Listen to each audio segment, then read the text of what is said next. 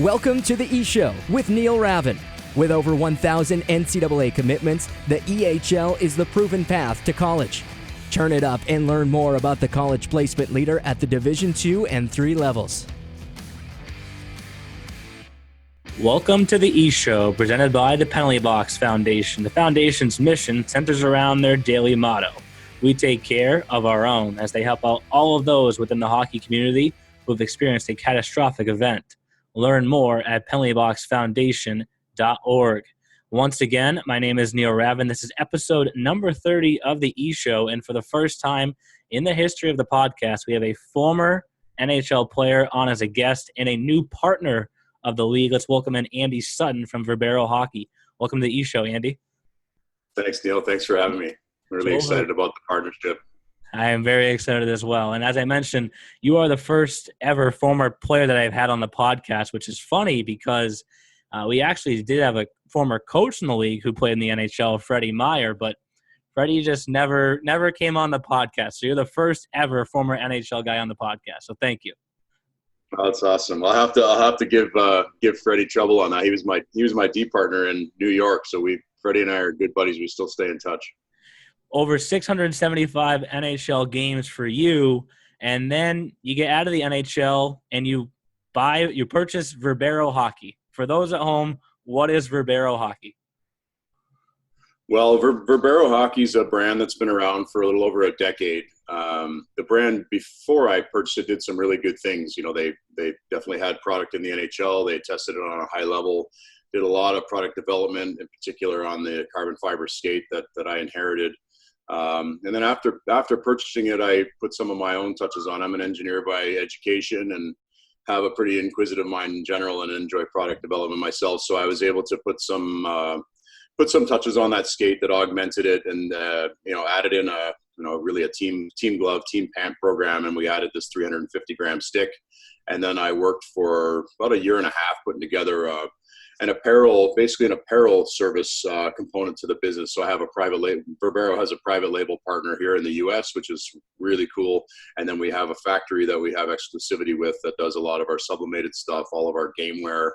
So we're effectively, rooted in this, in our hard goods, which are very high caliber. We sell everything team direct, which is pretty unique. We extend those team direct prices to everybody because we keep our infrastructure relatively small and want to pass those savings on to the end customer, support it with really high level equipment, and then really on demand apparel. And then the culmination of it, as you know, is building unique team stores for teams that we onboard. So it's an opportunity for these teams to establish an e-commerce presence with all of the products that we host in our catalog. So one of the questions that I've already gotten from guys that I've mentioned the company to is, is there one piece of equipment that you guys focus on more than anything else? Because the question basically was, look at a company like Titleist in golf. Yeah, they make clubs and everything else, but it all falls back to their golf ball. Is there something within Verbero that it all falls back, that's your number one product? Well, I would say product in general is looking like it's going to be our team stores, because our products are great top to bottom. And then our ability to connect with, people like yourself, who run leagues or own teams, coaches, we really put together a program that allows everybody in the game to access these products basically on demand. So we've been able to address a lot of voids in the industry, in our opinion. Typically a lot of companies have a specific buying season, so you'd have to buy all of your stuff, for the entire year, say in the month of January. That doesn't work.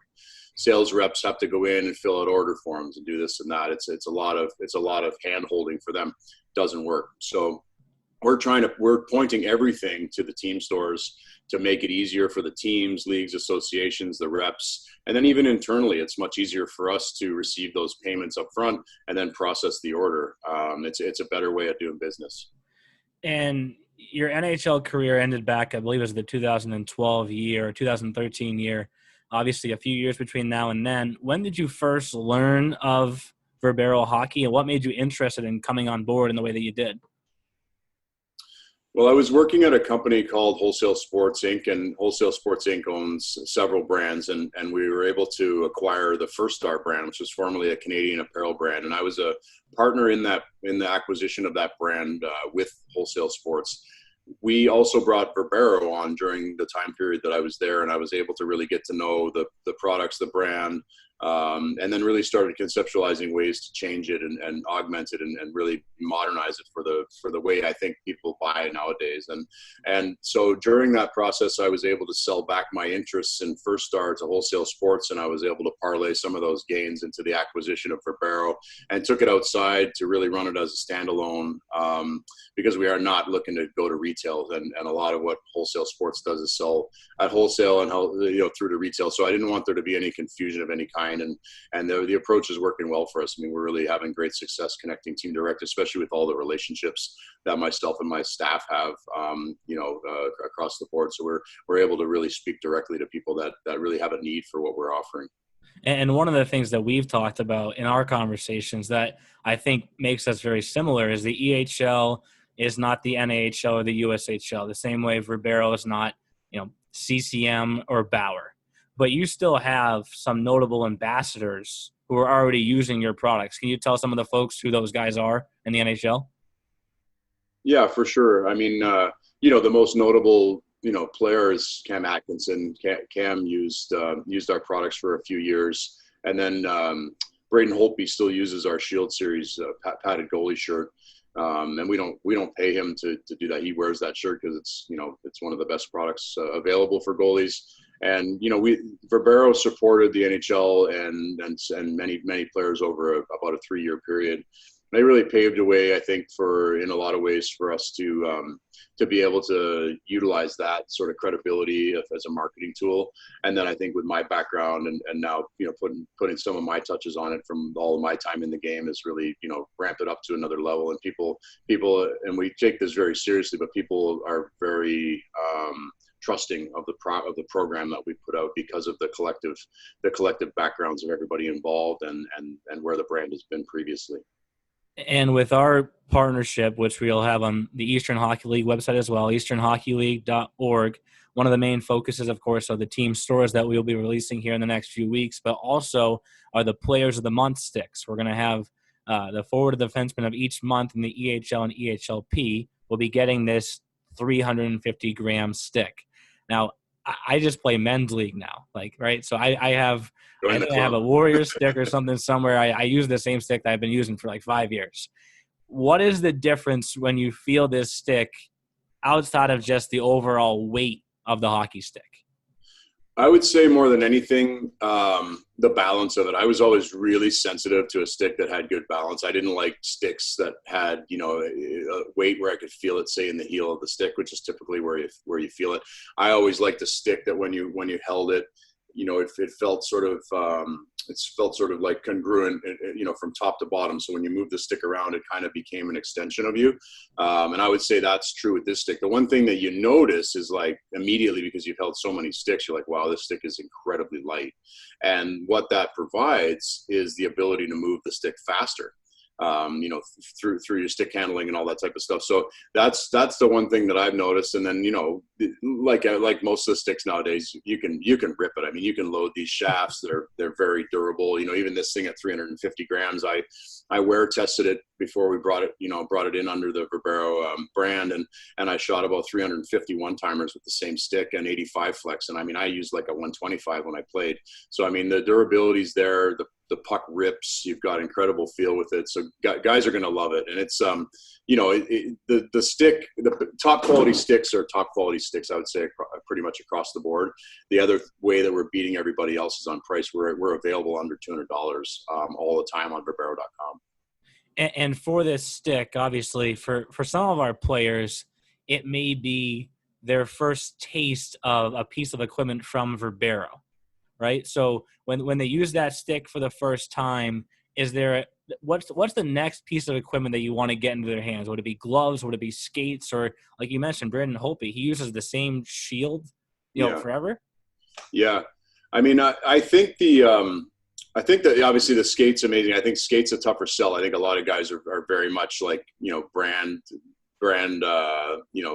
focus probably as it pertains to skates. So I think getting people to change their skates is a longer road, and that's okay. I'm willing to go down that road. Our glove is amazing. We're different in another way too. Like a lot of companies will have a multitude of different options, and they don't do that for the customer. They do that for sales. They do that to drive up sales so that they can satisfy shareholders and raise more money. But bottom line is their model is broken. They own a significant market share and lose money every single year. It's a bad business. So we have one really amazing glove, and we brought it in eight different colors. So this one happens to be a navy. I think it's navy or black. I can't tell. It's a little early here still for me. But we've addressed about 99% of the base color options with these 8 gloves that we brought in. Whether it's red, white, red, black, white, red, navy, white, and then we've done the same thing on down the line with the royals and the other colors as well. So we have done that, and then we put basically a pocket inside the left thigh of our pant. Brought our pants in the same in similar base colors to suit 99% of the teams, and then we do on-demand embroidery on the left thigh of the pants. So we're really positioning ourselves to be the only true on-demand custom company, top to bottom. We'll do custom sticks for teams if they hit certain minimums. We can do like unique graphics for teams, which I think is important. And then with our sticks, we brought our sticks in 8 colors too, because I've never understood why teams don't have team color sticks. It doesn't make any sense to me. If you're driving wide on a defenseman and you're driving backdoor, and you get that stick in behind, like I want to see that. I want to know whose stick that is out of the corner of my eye, because everything happens so fast. So we're trying to touch all that stuff and put a little bit of a different mindset around the game, around the products, and around how we think people will buy and receive our products. And in the day-to-day with Verbero, do you ever find yourself like saying like, oh, I wish I had some of these products when I played? Yeah, I mean, it's, the glove's a perfect example. I mean, glove innovation really hasn't gone that far, right? Like a good glove is a good glove.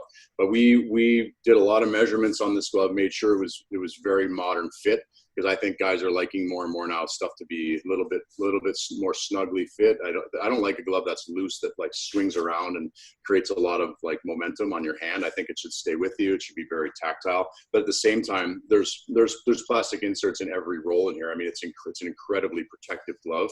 And I have big hands, and this glove fits me very well. Like the fingers aren't protruding out, and we've got this beautiful palm. It's very durable, but also has like a lot of great feel. It's not too thick, and these are right out of the box. These are ready to go into a game. That's the other thing I like about them. They're as durable as they are and as protective as they are. They're also incredibly comfortable right when you get them. So I mean, that's a great product. And then I think the long term of it is people are going to really appreciate our apparel program. The stuff that we have is amazing. We never stop innovating. Everything that I've worked on with our international manufacturer has basically been modeled off of Lululemon and Travis Matthew and G4 and all this stuff. So I mean, and that's the type of stuff that you'll be getting from us. And then our private label series products are really incredible too. In some instances, we might have 30 different colors available to teams and do all the on-demand, screening or embroidery on those products. And we're turning all this stuff in like less than 2 weeks, all this custom stuff. So, I mean, we're faster than everybody else. There's no minimums. The stuff's available 24/7, 365 in e-commerce. So it's really advantageous. And we started touching on your playing days. I mentioned it earlier. I can see all of the jerseys lined up behind you, all the teams that you played for. Obviously, we're in a very weird time right now. But this podcast is dropping on Thursday, and we're going to have playoff hockey on Saturday. And it's kind of hard to imagine that we're going to go right into it like that. But hockey, compared to some of the other sports, I've noticed the players all seem in. Other sports, there's been a lot of guys opting out. Where would you stand if you were still playing? Would you want to be in, or would you want to be out? Oh my goodness. I've said this to a few people through this. The guys are gladiators. Hockey players are the ultimate gladiators. I mean, we are a special breed. And whether you play in the NHL, you play in the EHL or any other league, it's no different for the spirit of the athlete. I believe in hockey. Like we are we are warriors. There's no doubt about it. And the guys are, I'm sure, like I would have been, we're chomping at the bit to get back to playing. I mean, you can only, when you're that hard line and you're that, connected to what you're doing, you get a few weeks off, like that might feel nice, but like the start of the fourth week, you're climbing up around the ceiling, like you can't wait to get back and compete. You're in your prime. If you're earning money, or you're earning good money, or you're trying to get a better position on the team, or a new contract. Everybody's always playing for something. And I think the hockey guys, because of a lot of our, maybe more humble upbringings, I think we're more open, more connected. And I think that's why the guys have been more receptive to getting back and playing. And off of what you just said, obviously sounds like you would be in, but for the teams that are there, one question that I've seen, talked about a lot online is the level of play going to be as high as we would expect it to be for the playoffs? And how I want to ask this question to you is, players feed off fans, and they go on the road, they go home, and series go back and forth. Do you feel like the playoffs will be just as competitive, even if a team falls behind, 2-0, they're going to still fight just as hard to come back in that series? Oh yeah. I mean, that's the heart of man. I mean, that doesn't change. And I always equate it to, like, your dog can be sound asleep on its bed, and then if like a rabbit ran by, your dog would wake up and it'd be able to turn and run full speed, pivot on a dime to chase this thing, and it would never pull a muscle, right? It's like it's built for it. These guys are built for this, like they're trained at the highest level. They're hardwired to perform and to compete at the highest level. I fully expect that and on top of that, I think given everything else, I think there's going to be a big outlet. It's going to be a big relief for guys to be able to go out and vent some of the frustrations that we're all dealing with in this really odd time. So I believe that it's going to be a great outlet. I think it's going to be an amazing product. I think more people than ever are going to watch it, which is so great for our game. And then we can only hope that guys don't get injured. That'd be my only worry, that it goes from 0 to 60 and 3.2, and maybe some guys aren't prepared for it. So, but that's sort of the nature of the game. I mean, injuries are so prevalent. I mean, over my 15-year career, I missed more games due to injury than anybody else. I had 14 surgeries over the time period. So I mean, it's definitely a gladiator sport. There's no doubt about it. And off of that, there's people that of the belief that whoever wins this Stanley Cup, there's an asterisk next to it. How would you respond to that? I don't know. I had a good friend that I would always say when I was playing, it helped me keep things in perspective if I got too serious, or I got down about the way I was playing or the way the team was playing. And he'd look at me and he'd say, Suts, it's entertainment. And that's the fact of the matter. This is entertainment. These guys are entertainers as much as they're athletes. They're entertainers, and it's entertainment. I mean, it's all about entertainment. So I don't know. In the end, the championship, as like noble as it is, there's a lot of luck that goes into it every year. I mean, you see, like, some of the years the Kings win it. They make the playoffs in the last game or two of the season and go on to win the Stanley Cup. So those events are not happening this go around, but yet that's such a rarity that, there's no way to really account for it. So they put together a structure that I think, best suited the times. And I think it's going to promote a winner. I mean, there's more teams making the playoffs. So that's good too. And then I think that, the best team is going to win in the end, because it's a war of attrition. The playoff hockey and NHL playoff hockey is just an absolute war of attrition in the end, with these length of these series and the degree of combat that these guys attack with. And I find it interesting that you use the word entertainment there, because that really is what it is at the end of the day. And what I found interesting is the first night the NHL comes back, they put 3 exhibition games out there. One's the Flyers Penguins. They hate each other. Yeah. One was, I think, Toronto and Montreal. Yeah, they don't like each other. And then they put out, the Oilers and Flames, who, like, everyone in the world knows right now can't stand each other. But is that the challenge for the NHL, to make this as entertaining as possible so they can get the most viewers? Is that their biggest challenge?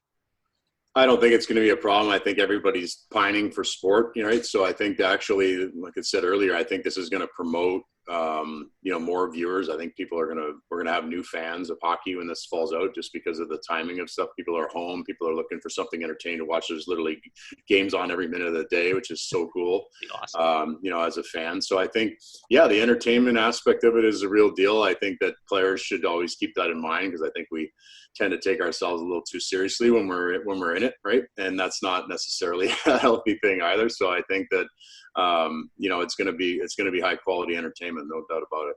And I touched on this a little bit earlier. You look at some of these baseball stadiums, and they have these cardboard cutouts in the stands that just look so weird. But I watch, the NHL games, and they have banners covering every set of stands. It almost looks like a video game. But it seems like the NHL isn't going to go to the efforts of making it look like there's actual people there. So, for you as a former player, what would you say to the EHL kids and younger players who tune into these playoffs? What should they watch for about how the way the players handle themselves? Well, I think, just the compete level, because whether you're, like I said earlier, whether you're fighting for a job, you're fighting to advance on your team, you're trying to go to a different league, whatever you're doing. I mean, it's all a collection of small things. So I think for people, and young people in particular, you got to pay attention to all the small things, because in the end, especially if you have a long, career playing hockey, they add up to big numbers. It's like a savings plan. Like you got to put all this stuff in the bank. You got to hope for the best. And then you've got to also have some luck along the way. I had a ton of luck along the way, but I also worked my ass off, at every turn. So, I mean, in a lot of ways you make your own luck with work ethic, and in other ways, maybe you get lucky because you deserve it, because you are working hard and putting yourself out there. So I would say just watch the intensity these guys play with, watch the passion, because passion wins in the end. I mean, it really does. Passion and work ethic win in the end. And I'm in Nashville right now at the Elite Edge Showcase, or just outside Nashville. I guess we're in Bellevue technically. And one of the guest speakers over the past couple of days was Mike Fisher. And he started talking about, his career, and he said some of the similar things that you just said right there. And he brought up the 2017 Cup Finals. I think it was his only finals appearance. Obviously, they lost to Pittsburgh. And he got kind of quiet for a little bit talking about it. And it was like the silence you could hear a lot, like amongst the whole room was pretty deafening.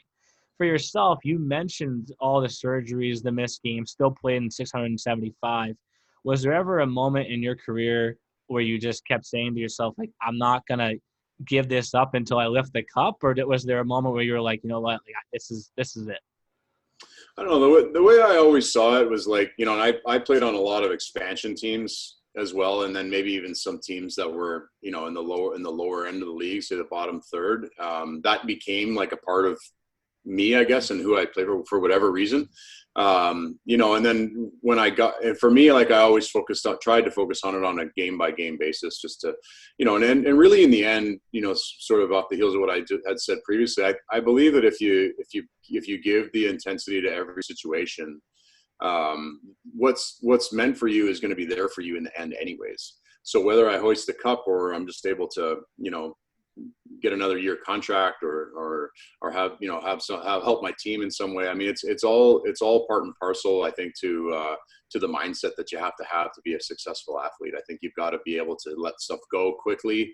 I think you got to move on to the next shift or the next game with a renewed sense of self-confidence and passion and pursuit. And then I think everything else is sort of just a bonus. Like I never felt like less than because I didn't get a chance to win the cup. I never felt like less than because I didn't even get a chance to play a million playoff games because I played on some poor teams. So in the end, it's like I had the greatest journey, that a hockey player could have. I mean, I couldn't ask for anything more. And I'm glad you brought up the expansion team thing, because I did want to ask one last question about the NHL career for you, because when it comes to junior hockey, we have some teams with some interesting team names, right? East Coast Wizards, Vermont Lumberjacks. They some of them fit where our teams are located, but then the NHL comes out, and with the Seattle Kraken is their new one. For you, all the different teams that you played, did it matter the colors on for an NHL player, does it matter the colors of the jersey? Does it matter the logo, or was it just more of the history of each franchise that you played for?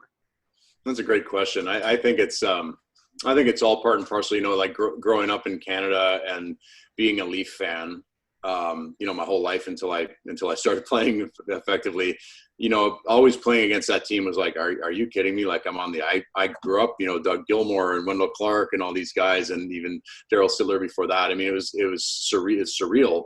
And then even like the Red Wings felt that way. And then I played my first NHL game in Philly. And at the time, like, Philly had Pronger, and they had, all these guys that were just like, icons in the game. And I got a chance to, to feel that and what that felt like to play against these guys. So Philly was always a place for me where I felt a certain way. And then, I don't know, you go into like, in early in my career, I got to play against, Lemieux and Crosby in the same game. Right. So like Pittsburgh feels a certain way because of that, and in the end, and Vancouver was always a very hard place to play. And, when you'd go into Calgary, it was always a very tough place to play. And there were teams that definitely felt a certain way. And then on the uniform side of things, I think it matters. I think the presentation matters. I think looking certainly, you look at like the New Zealand All Blacks or something like that, and the dance they do, their uniform, they just look so badass. And I think a uniform can have that effect if designed properly. All right, so let's put you on the spot then. Was there one uniform that you prefer, that you loved more than anything else throwing that jersey on? Yeah, for me, I guess it was a real honor when I got traded to Ottawa. And then, being a kid in Canada, growing up I was born in 75. So growing up, really in my impressionable years through the 80s reign when Gretzky was in Edmonton.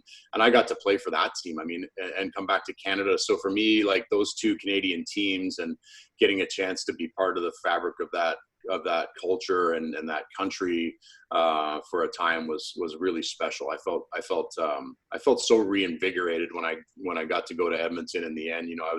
I was an older player, much older player.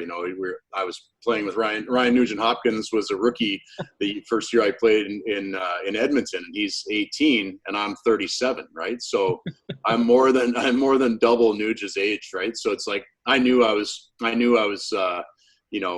it was all coming to an end pretty soon. And I really appreciated the opportunity to get there. I mean, Taylor Hall and Jordan Eberle and, Devin Dubnyk. And and then a couple legends, Ryan Smith was there and Nikolai Hoppe-Bulin was in net, and just such a cool way to go out. Well, this is a great transition to my last two questions, because we've been doing a lot of Team of the Week features on the podcast this offseason, highlighting one organization at a time, interviewing the head coach and GM of the program. And these last two questions are what I've asked every single one of them. So the first one, you started to kind of touch on this. Obviously, throughout your career, you've been in a million different rinks. But to put you back on the spot, is there one where you walked in and every time you got to that rink, you're like, damn, it feels good to be in this barn? Yeah, for sure. I mean, I played college hockey in Michigan at Michigan Tech, and there was an annual tournament every year called the Great Lakes Invitational, and we got a chance to play out at Joe Louis Arena in Detroit. So I really, there was always a lot of fans, and it's just such a cool environment and time of year. And I ended up winning the player of the tournament my senior year. And that really was the place where it all started for me. That tournament in particular, there were a lot of NHL scouts there, and I'd never been drafted. So it was an opportunity for people to be like, wow, because I really took a while for me to come into my own. And I think they were like, this guy's 6'7" and he's never been drafted and he can skate like this and hit and do all this stuff. They were like chomping at the bit. So that year was crazy. And then every time I went into Detroit, that felt a certain way. Obviously going back to Toronto, always felt a certain way. Going to Canada in general felt a certain way. The rink in Montreal is like such a cool place to play because the fans in Montreal are so passionate and they're so knowledgeable and they love their team so much. But when you play in Canada in general, I found like it's completely silent during play. In the US, and a lot of times people are talking or they're like watching the cheerleaders or whatever's going on, and there's some background noise, which is fine too. But when you go to Canada, I mean, you hear the guys talking, you hear the crispness of the blades, the passes. I mean, every sound is amplified. And so I think as a player, you kind of dial into those sounds because they're so familiar to you, from growing up and stuff like that. So you feel a little bit more, I think, like you're just back on the pond. I gotcha. So then the last question that I've been asking all these same coaches and GMs from around the league, I have to put a different spin on it because what I've been doing with them is I've talked about their history of their junior programs. I've had them put together their all-time lineup. If there was a finals game, who would they put out there over the past 4 years that they've had teams? Now for you, let's spin it a different way. Through all the different teams that you played for, you're on one of the points. All the players that you play with, let's have 3 other forwards, a D partner, and a goalie. If you had to start a game and you could pick the team, what's your lineup? Oh my goodness, that's a tough one. I'm not sure I'd make my own team if I was honest, but I think, gosh, I'm trying to think. I'm drawing a bit of a blank here. So obviously Gretzky and Lemieux, I think, and then maybe put Sidney Crosby on that line. I think would be ideal. On defense, I'm trying to think the guys that impressed me most. Definitely Nick Lidstrom. I mean, just unbelievable, like phenomenal talent. And then I'd probably take myself off and put Scott Niedermayer there. Just exceptional. And then in net, there were a lot of goalies that impressed me, but getting to play with Nikolai Khabibulin in Edmonton and seeing like just what a tremendous athlete he is. And getting to watch the way he prepares, his intensity, his focus. He used to have, and I always had a pretty hard shot, but he'd line me up with like 50 pucks at the top of the circles right in the center. And the first time I thought he was joking me. I thought I was being punked. He asked me to shoot as hard as I could at his head. and I would, and Hobby would sit there and it would go at his head and he'd just go like this. He'd just move his head out of the way. So what he was actually trying to do was train his eyes to be able to slow down these fast shots so that it just came slowly at him. And I saw games there, even he was almost 40 years old, I think, at this time. And in the best shape of almost any athlete I ever played with. And he literally could do that. I mean, you could see games where, and we were outmatched and outclassed sometimes just because of our, relative age on the team. And Hobby would make like 55 saves and, have a shutout or let one in or something like that. So I was just so impressed with him. Well, that's an awesome story. So we'll end on that note. I know I'm going to want to have you back on the podcast again here.